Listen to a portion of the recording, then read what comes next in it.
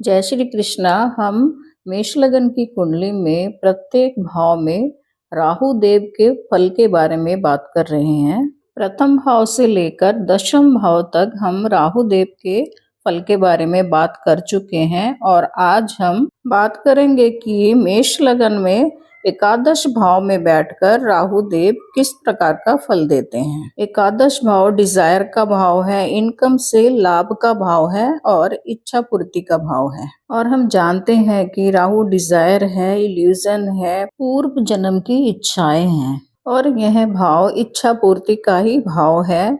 और यहाँ बैठकर राहु अपनी अनंत इच्छाओं की पूर्ति करना चाहेगा। और 11वें भाव से जो है व्यक्ति के नेटवर्किंग सर्कल को भी देखा जाता है। ऐसे व्यक्ति का नेटवर्किंग सर्कल बहुत बड़ा होता है। बहुत बड़े लोगों के साथ जो है व्यक्ति का उठना बैठना होता है, लेन देन चलता है और व्यक्ति जो है अपने नेटवर्किंग सर्कल से फायदा भी बहुत उठा लेता है। क्योंकि राहु यहाँ बैठकर जो है इल्यूजन क्रिएट करता है। लोग राहु के इल्यूजन में फंस जाते हैं और व्यक्ति पर भरोसा कर लेते हैं। ऐसे व्यक्ति को अपने कार्य क्षेत्र से जो है फायदा उठाने की प्रबल इच्छा रहती है कि व्यक्ति जो है अपने काम से बहुत ज्यादा लाभ कमाए, चाहे वो लीगल तरीके से हो या इलीगल तरीके से। व्यक्ति अपने काम को आगे बढ़ाने की बहुत ज्यादा लालसा रखता है। और 11वें भाव का राहु व्यक्ति को कार्य क्षेत्र में बहुत ज्यादा लाभ दिलाता भी है। राहु की दशा अंतरदशा में ऐसा व्यक्ति जो है अचानक ही बहुत ज्यादा रईस हो जाता है। उसको अपने कार्य में बहुत ज्यादा लाभ मिल जाता है, क्योंकि कलयुग का राजा राहु है और राहु ही ऐसा ग्रह है जो व्यक्ति को रंग से राजा बना सकता है। 11वें भाव से बड़े भाई बहनों को भी देखा जाता है, तो ऐसे व्यक्ति को जो है जरूरत पड़ने पर बड़े भाई बहनों का भी मदद मिल जाता है। क्योंकि राहु एक ऐसा ग्रह है जिसके अंदर डिप्लोमेसी चालाकी भरी हुई होती है, तो ऐसे व्यक्ति का पर्सनल रिलेशनशिप बड़े भाई बहनों से भले ही अच्छे ना रहे, लेकिन पैसे का फायदा जरूर उठा लेते हैं अपनी चालाकी से। 11वें भाव से अवॉर्ड रिवॉर्ड को भी देखा जाता है, तो 11वें भाव में अगर राहु बैठा है तो ऐसे व्यक्ति को अपने जीवन काल में जो है पैसा तो बहुत मिलता है और अवॉर्ड रिवॉर्ड भी मिलता है। ऐसे व्यक्ति का विदेश से भी संबंध अच्छे होते हैं। कई बार व्यक्ति जो है सेटलमेंट ही विदेश में हो जाती है व्यक्ति की। और ऐसा भी देखा गया है, व्यक्ति अगर विदेश से जुड़कर कार्य कर रहा होता है कोई इंपोर्ट एक्सपोर्ट का, तो व्यक्ति को इस कार्य में भी बहुत ज्यादा फायदा मिलता है, क्योंकि राहु को हम जो है प्रदेश से जोड़कर ही देखते हैं। 11वें भाव में कुंभ राशि है और कुंभ राशि के स्वामी शनि देव हैं और शनि देव की यह मूल त्रिकोण राशि है। और शनि देव और राहु जो है आपस में परम मित्र भी हैं। लेकिन 11वें भाव में शनि राहु के साथ युति में नहीं होना चाहिए, क्योंकि शनि अगर राहु के साथ 11वें भाव में बैठ जाएंगे तो राहु जो है व्यक्ति को उतना ज्यादा लाभ दे नहीं पाएगा जितना राहु दे सकता है। क्योंकि शनि और राहु जो है स्वभाव से बहुत ही ज्यादा भिन्न ग्रह है। शनि बहुत ही परिश्रम से, मेहनत से और आराम से लाभ लेना पसंद करेगा, जबकि राहु को जल्दबाजी होती है। राहु शॉर्टकट से, धोखे बेईमानी से बहुत ज्यादा लाभ लेना चाहता है। तो ऐसे में जो है राहु का 11वें भाव में अकेला होना ही बहुत अच्छा रहता है और राहु व्यक्ति को विभिन्न कार्यों से जो है बहुत ज्यादा लाभ दिला सकता है। तीसरा, सातवां, 11वां भाव मिलकर काम त्रिकोण भाव बनता है और 11वां भाव त्रिशदाय भाव में भी पड़ता है। और राहु जो कि एक मेलेफिक प्लेनेट है और राहु का जो है यह भाव बहुत ही ज्यादा पसंदीदा भाव भी है। और राहु यहाँ बैठकर व्यक्ति के इनकम में अचानक इतना ज्यादा प्रॉफिट दिला देता है कि व्यक्ति सोच भी नहीं सकता।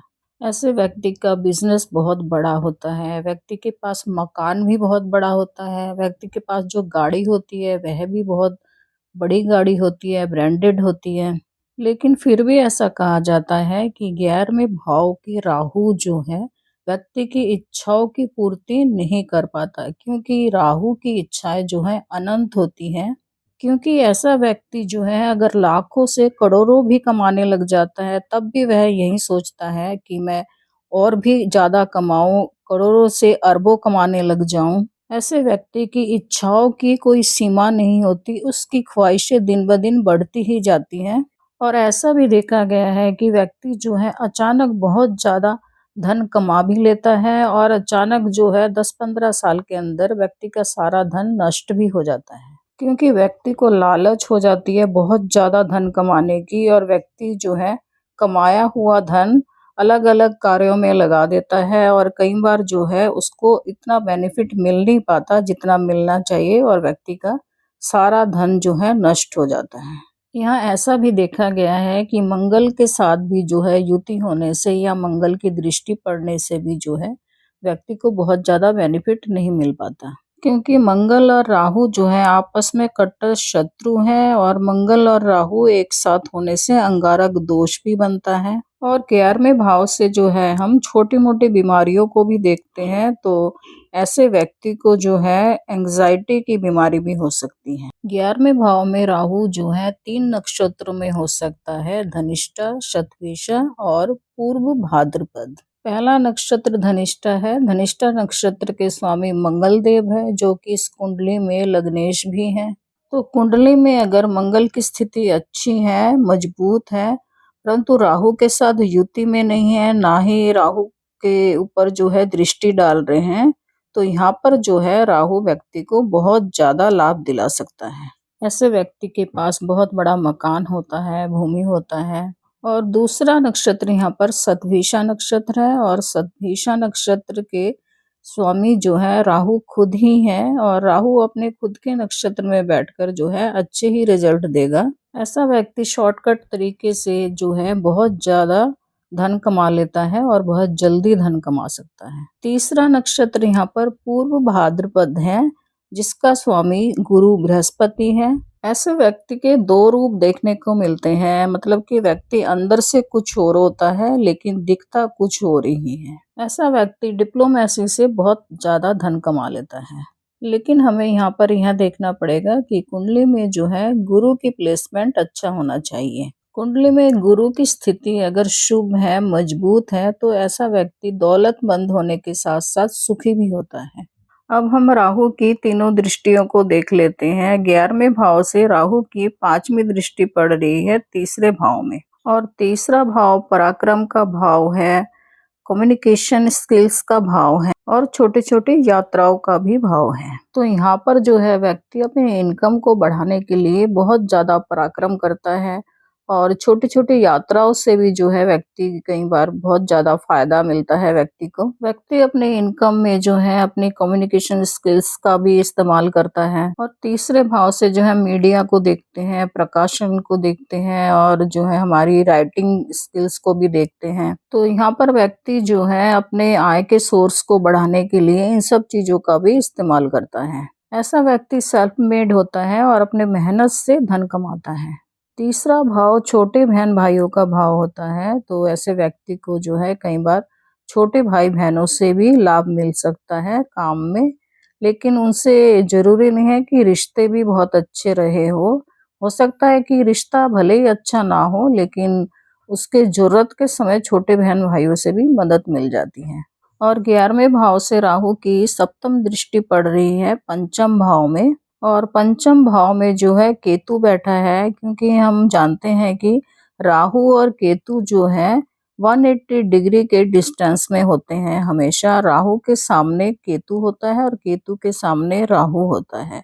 तो यहाँ पर क्योंकि केतु बैठे हैं तो राहु की दृष्टि जो है यहाँ पर काम नहीं कर पाएगी, क्योंकि पंचम भाव में केतु बैठा हुआ है। तो ऐसे व्यक्ति को जो है संतान सुख में कमी रहेगी या संतान प्राप्त करने में बाधा आ सकती है। व्यक्ति के पढ़ाई लिखाई में थोड़ी बहुत बाधाएं आ सकती है, लेकिन ऐसा व्यक्ति बहुत ज्ञानी होता है, स्पिरिचुअल होता है, क्योंकि पंचम भाव से जुए सट्टे से लाभ या लॉटरी से लाभ को देखा जाता है।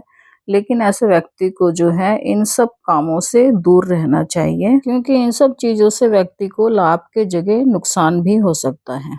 और 11वें भाव से राहु की 9वीं दृष्टि पड़ रही है सप्तम भाव में और सप्तम भाव व्यक्ति के जीवन साथी का भाव है।